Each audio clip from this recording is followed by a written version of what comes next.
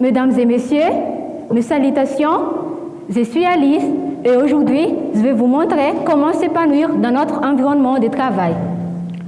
Il arrive parfois, durant notre journée de travail, une sensation de lassitude intense, provoquant une humeur désagréable et comme par magie, telle une hypnose, nous endort sur notre chaise de bureau ou sur notre table à l'école, n'est-ce pas? Or, ce n'est pas trop correct, surtout aux yeux de nos supérieurs, car dans le profil exigé sur le poste, il n'a jamais été dit dormeur professionnel. Pour pallier à ces problèmes, il faut commencer par se motiver soi-même, à l'aide des exercices physiques, se lever de sa chaise, marche un peu dans le couloir, efface petit à petit l'envie de sommeil chez un individu. Vous voyez en Corée du Sud, par exemple, dans les écoles, on met des espaces pour permettre de rester debout durant les cours, au fond des salles de classe. Cela dissuadera l'élève, emporté par le sommeil de dormir, et qu'il puisse se concentrer davantage. Au Japon aussi, il est pratique de faire un peu de gymnastique dans les usines pour stimuler le dévouement des travailleurs.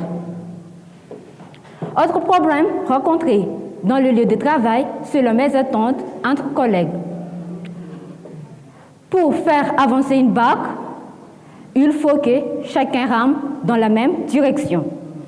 Et il en est de même si nous voulons faire avancer dans notre entreprise. Imaginez si dans une barque, les voyageurs se séparent en ramant dans des sens contraires, les uns vers le nord, les autres vers le sud. Qu'est-ce qui se passe? La barque ne bouge pas. Et s'il n'y a pas d'attente entre les deux côtés, elle se casse. Et chacun sera confronté à son sort. Ainsi,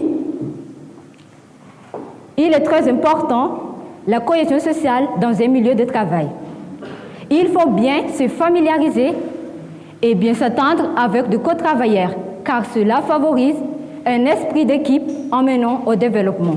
Et pour y arriver, des événements récréatifs au sein de l'entreprise faciliteront cela, ainsi que des échanges d'expériences entre travailleurs.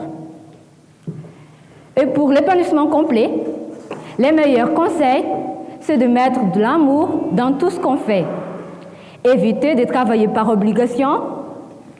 Il faut faire place à la passion, comme l'a dit Confucius.